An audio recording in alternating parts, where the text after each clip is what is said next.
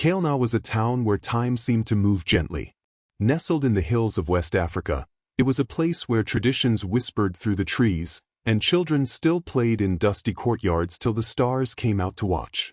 It wasn't a perfect town, but it was safe. Or so we thought. Before we dive into this gripping story, drop a comment below and tell us where you're watching from.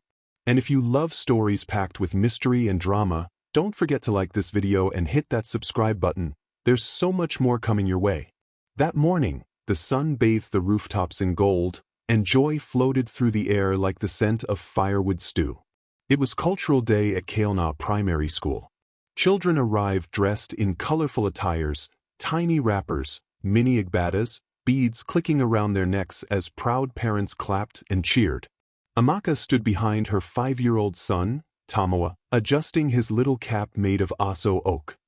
He looked up at her, eyes wide with excitement. "Mummy, do I look like Baba from the village?" "Even better, my son. You look like a prince."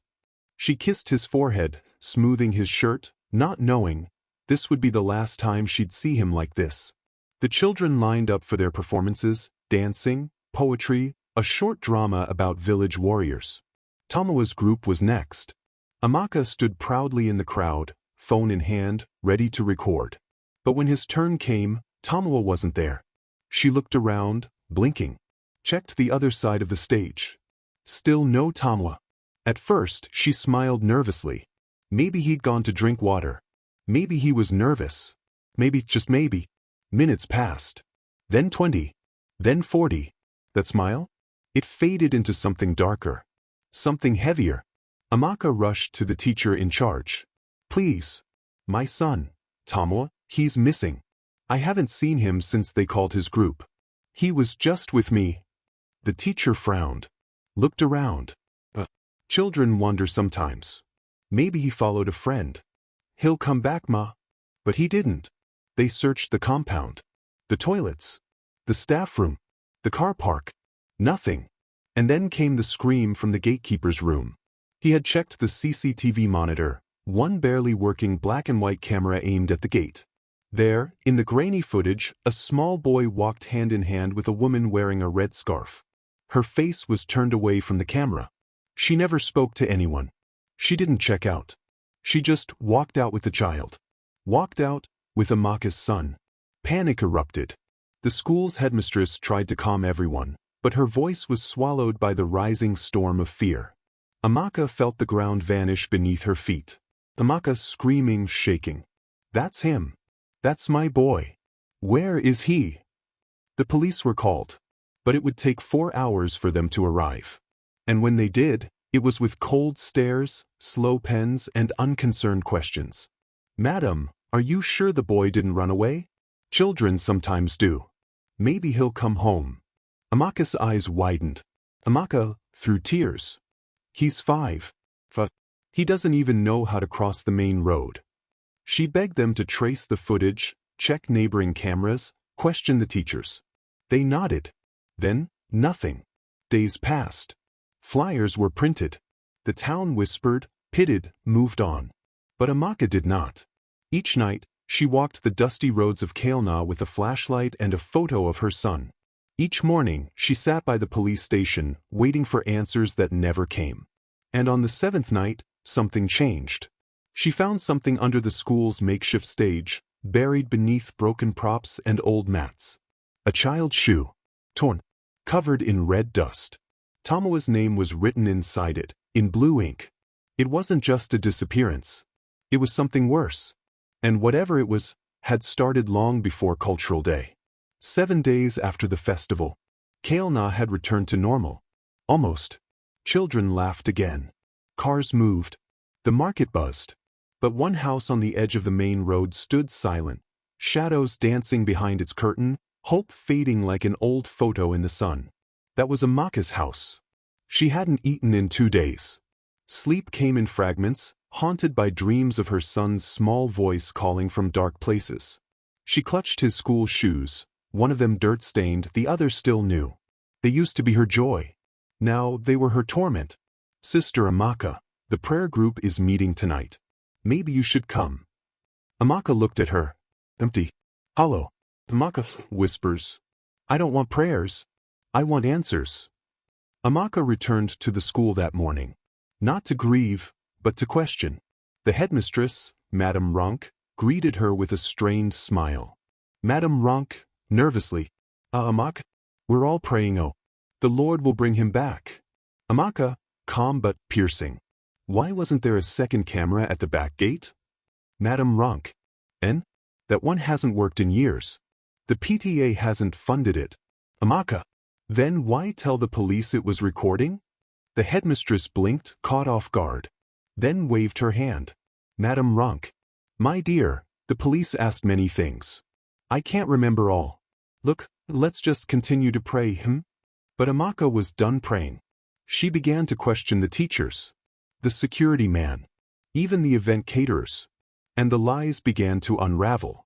One of Tamawa's classmates, a shy girl named Ife, told her something the adults had missed or ignored.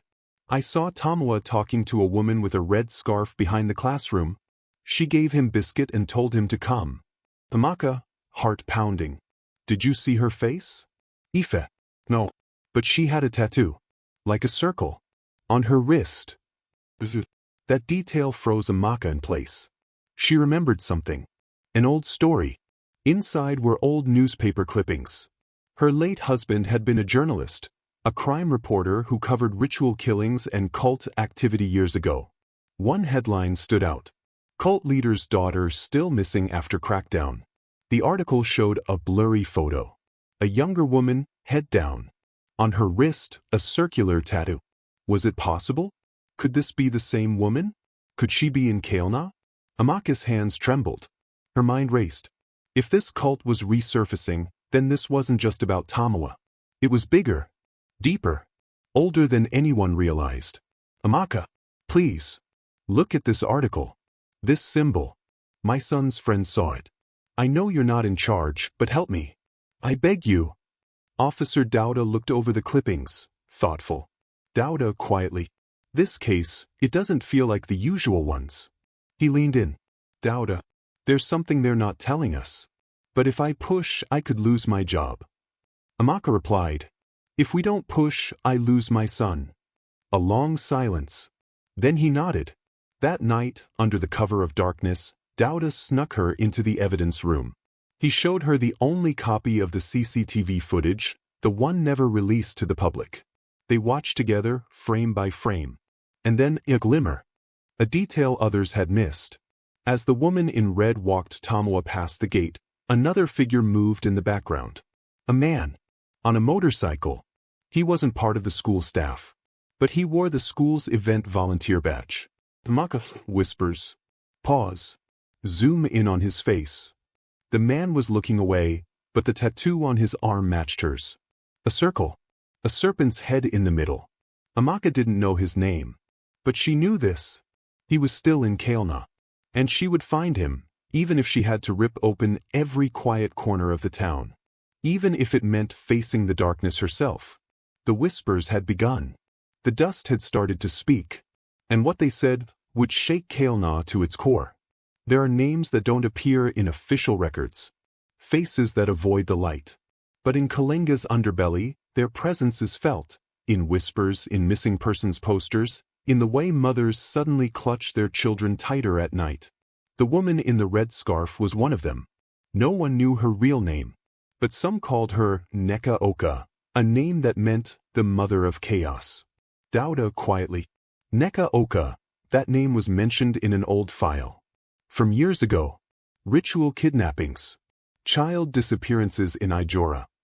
Amaka, you think she's part of it? Dauda, I think she never left. She just changed towns. He handed Amaka a file from a rusted cabinet. Inside, sketches of a woman last seen leading 2 children into a shrine. A report of a mother who claimed her child spoke of a beautiful auntie with honey in her voice. A photo, water-damaged, but unmistakable. There she was, the red scarf, the same eyes, the same tattoo. But this time, she wasn't alone. In the background stood the same man on the motorcycle. Always watching. Amaka knew what she had to do. She returned to the town square, asking questions with more courage than caution. At a roasted corn stand, she met an old woman, Mama Titi. Wrinkled, sharp-eyed, and silent, until Amaka mentioned the toe. Mama Titi softly. You've seen the serpent circle. Amaka froze. Mama Titi. They used to meet in the abandoned textile factory, near the Odo stream. Years ago. People said children went there and never came back. Amaka. Do you know who the woman is? Mama Titi looked around, then leaned in. Mama Titi. She calls herself Ada. But she's not Igbo. Not Yoruba. Not anyone's daughter. I've only seen her once, many years ago. With that man. Always together. People say they married in blood. It was the first real lead. But also the first real warning. The sky had darkened. The factory loomed ahead, rusted gates, cracked windows, weeds climbing the walls like they were trying to bury the building. She got out. Heart racing. Inside, it was dark, damp, cold. The walls were sprayed with faded symbols. Bones of small animals lay scattered on the floor. And then she saw it. On the back wall, drawn in red paint, the same tattoo. A circle. A serpent. And below it, in blood-red chalk, the words, "We collect what is owed." Something moved in the shadows. A faint whisper. A flicker of red. She turned around, but no one was there. She ran. That night, Amaka sat with her door locked, phone in one hand, Tamawa's photo in the other. She tried calling Dauda. No answer. Then came the knock. Her heart jumped. She peeked through the curtain. No one. She stepped back. Another knock. Louder. Closer. Then a voice. Muffled female voice, chilling. You're looking for what's already gone. Amaka screamed. But when she opened the door, nothing. No one. Only a single item lay on her welcome mat. Tamawa's belt. It was him. She knew it. The tear in the leather, the small dinosaur buckle. She had bought it just weeks before. They had been in her house. Watching. Mocking. She wasn't chasing shadows anymore. They were chasing her. Amaka. They know. They've been inside my home. Dauda, nervously. Don't tell anyone else what you found. Not even the police. I think someone inside is helping them. He revealed a discovery of his own. Dauda. The woman, Ida, was arrested 10 years ago. But the case disappeared. Guess who handled it? Amaka. Who? Dauda. DPO Bakare. The same one in charge now. The pieces were falling into place. Cult. A cover-up. And a network that reached far beyond Kalenga's dusty roads. And now, they were watching Amaka. But she made a vow, whispering it to herself that night. Amaka, resolute. I will find you, Tamawa, even if I burn this town down. In Kailna, truth rides quietly. It doesn't announce itself with sirens. It arrives on 2 wheels, in the dead of night, and vanishes before morning. The man on the motorcycle had no name. But Amaka had memorized his face. She saw it every time she closed her eyes. Every time she saw Tamawa's empty bed. That man wasn't just a bystander. He was the key. Dauda. He's called Laja, a short for Lajuan. Former security contractor. Disappeared after his last company was accused of trafficking children during rescue missions. Charges vanished. Amaka coldly. And now he's in Kailna. Dauda. We traced a bike registered in his name to a compound near the outskirts. But we need a warrant. Amaka. There's no time for warrants. If Tamawa is still alive, every second counts. The walls were high. Spiked. Guard dogs barked from within. But in the silence, they heard it, the rev of a motorcycle. Narrator. He was there. Amaka crouched behind a parked truck, heart hammering. Dauda crept toward the gate. Dauda whispers. Cover me. But before he could move, someone had seen them. A black motorcycle shot out from behind the building. Its rider, helmeted, sped past, nearly clipping Amaka. She threw herself to the ground. Amaka screams. Laja! But he didn't stop. Only something fell from his jacket, a torn photograph. Amaka picked it up, hands trembling. It was Tamawa, tied to a chair. Eyes swollen from crying. The photo wasn't old. The bruises were fresh. She stared at the photo for hours, willing it to speak. to give her a clue. And then, she noticed something. Narrator. Behind Tamwa, partially visible on the wall, was a painted emblem. A sun, half covered by a serpent. She'd seen it before. In a book. An old ritual text her husband once kept while researching underground cults. It belonged to an outlawed sect called the Children of Yekuan, a group rumored to abduct firstborn children during eclipse seasons for sacrificial rituals. Next eclipse? 4 nights away. She shows him the photo. Father Bina, gravely. That symbol, that sect was believed to be wiped out. Their rituals are brutal. If they have your son, you must act now. Amaka. Where would they take him? He opens a brittle map, draws a circle. Father Bina. The hills beyond Obazu Forest. There's an old mission house. They defiled it years ago. The locals avoid it now. She had her answer. And her deadline. Dauda, serious. This is illegal. It's dangerous. And if we fail, they'll bury us beside your son. Amaka. If we don't go, he dies anyway. They drive off. The forest was thick. The road narrow. But then voices. They saw a faint glow in the distance. Torches. Chanting.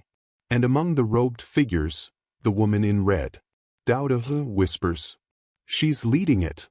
Amaka's hands clenched the door handle. Then suddenly, someone stepped in front of the car. A man. No helmet this time. Just wild eyes, a snake tattoo, and blood on his sleeves.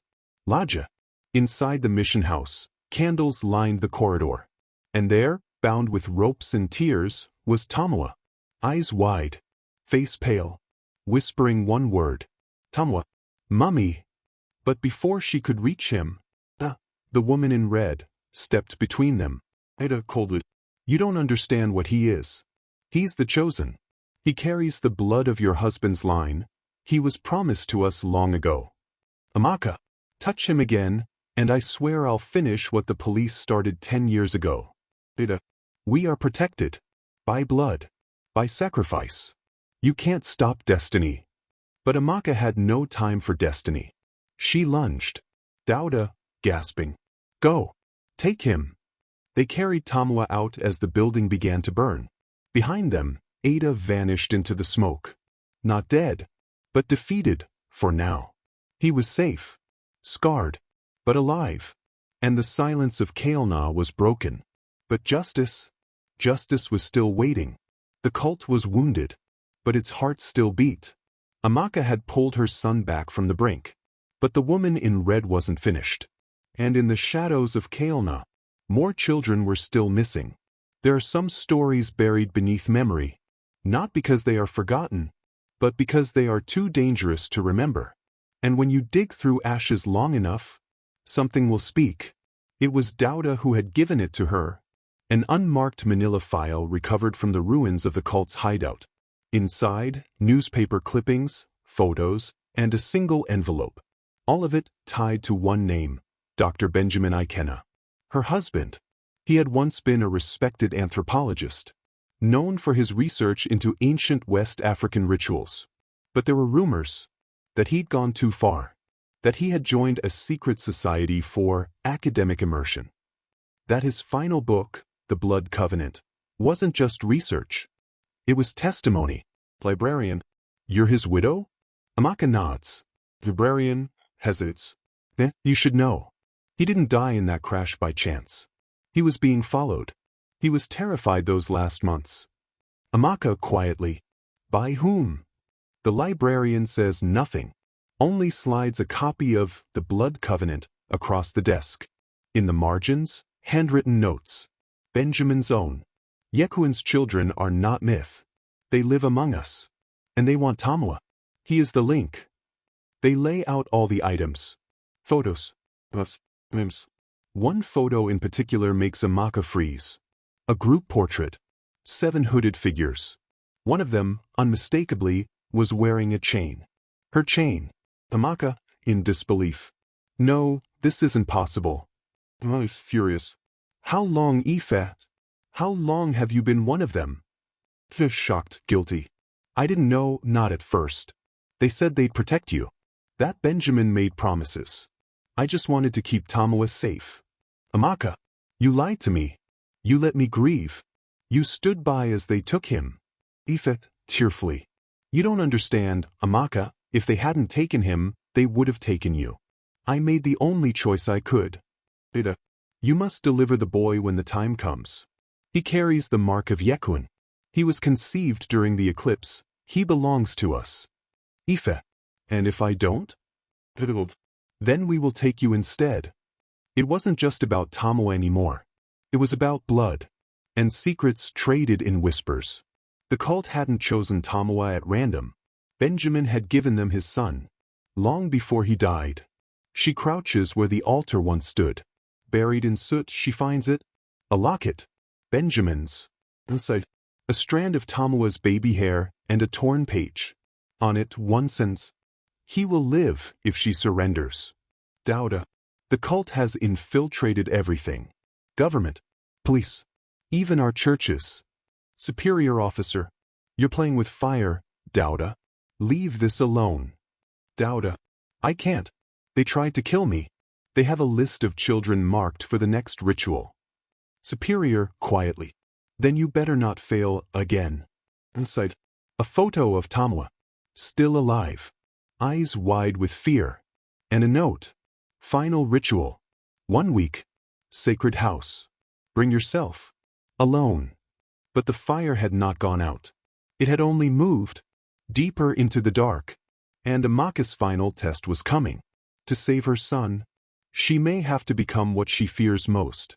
When a child is born during a blood eclipse in Kailna, they say the ancestors choose him. But sometimes, the ones who choose are not ancestors, but monsters. The journal had been hidden inside the lining of the old locket. Its pages were stained, some burned. But the story it told was intact. And it was more horrifying than anything she imagined. They had tried for years. No child. Every doctor said she was barren. Benjamin had turned to Kalenga's spiritual ways. They were told of a ritual, a forgotten fertility rite that required blood, a vow, and midnight intimacy under an eclipse. Amak, young, uncertain. Ben, this doesn't feel right. Benjamin, desperate. I just want a family, Maka. One chance. Please. Unknown to Amaka, the ritual had conditions. One of them. The firstborn belongs to the flame unless reclaimed by sacrifice. Benjamin knew. He never told her. He thought the price had been paid when he died. But blood vows are never that simple. And Tamawa was still marked. He finds it. An abandoned palace deep in the hills of Ori Okalenga. Narrator. It was once a royal fortress. Now it was their altar, where every 11 years, during an eclipse, a child of blood was taken. To awaken Yekuin, Mama Eunice, whispering, "You didn't just give birth, Amaka. You screamed a name as he came into the world, one no one taught you." Confused. What name? Mama Eunice, afraid. Yekuin. The cult had asked her to come alone. But Amaka was no longer afraid. She wasn't walking into the darkness. She was bringing fire. Dauda had a plan. He would follow from a distance. Ready. But what waited inside the sacred house was beyond bullets. The woman in red, Ife, her sister. Tamawa, bound, unconscious, lying inside a painted circle. Ida, calmly, came. The prophecy is fulfilled. Amaka whispers, "You never wanted me. You wanted what grew inside me." Ida, "He was never yours. He was promised. But you can take his place." To sever the mark, a mother's blood must wash it clean. But not just any blood. A willing heart. Ida, sacrifice yourself and the boy lives. Refuse, and he burns with the mark forever. She takes the blade, raises it, and then throws it into the fire. Maka screams, "No more sacrifices." Ada disappears into smoke. Ife pulls Tamawa out of the circle. In the fire, the scroll burned. The ritual was broken, but the mark remained. "Mummy, am I free now?" Tamaka softly, "You are mine, and that's all that matters." The silence of Kailna had spoken. The mother had bled. The cult was scattered. But legends don't die in fire. They wait, and the eclipse will come again. They say when you survive the fire, you're not the same person who walked into it. Amaka walked out of Kalenga's sacred house. But part of her never left. Tamua was recovering. He smiled more. Laughed again. But at night, he still spoke in his sleep. Words in a language Amaka had never taught him. Words that chilled her spine. Tamua whispers, half asleep. She's coming, mummy. The red woman is not done. No solid evidence. All the witnesses are missing or dead. There's nothing we can prosecute. Dauda, angry. They're still out there. I saw the symbols carved into government files. Hey, officer. Stern. Drop it, Inspector. Truth is dangerous, especially when it wears a mask of power. One night, Amaka wakes up screaming. Tamua is gone. She finds him outside, whispering to the wind. Tamua, she said I must choose soon. Light or shadow. If I wait too long, you'll die. The school, Itim House, was supposedly shut down decades ago. But a new headmistress had taken over recently. Name, Aiden Wokidi. They find the school. Children in perfect uniform. But their eyes, robotic. One girl hands Amaka a note. You broke the vow. Now the fire chooses its own heir. Ada, calmly. You thought fire could destroy me? I am fire. And your son is my phoenix. Amaka, you lost. He's free. Ada, he is chosen. And he knows it now. Ask him yourself. Tamua softly. Mummy, I'm not just your son. I'm his voice too. I remember now. All of it. Amaka, heartbroken. No, this isn't you. You're just a child. Ada, he is what your blood and his destiny created. You can't change what's written. The child she saved was now a vessel, but inside that vessel was still her son. Amaka, then take me, Yekun. Leave him. The flames roar. Tamua screams, no. In that moment, something breaks. The fire collapses. Ada screams in agony. Her form flickers, then vanishes. Tamua falls unconscious. Tamua no longer hears voices. But sometimes, he draws spirals in the sand. Sometimes, the wind whispers a name that no one speaks anymore. Yekun. Kaelna sleeps again. But some silences are not peace. They are pauses. Waiting for the next name, the next vow, the next eclipse. Because when a mother dares to defy darkness, she wins her child. But the shadow always waits to rise again. Thanks for watching. If you're hooked on gripping stories like this, be sure to like, share, and subscribe for more thrilling tales. Your support means the world to us. With love and gratitude, I invite you to join our community for more captivating content. Subscribe now for more stories that will keep you on the edge of your seat. Thank you.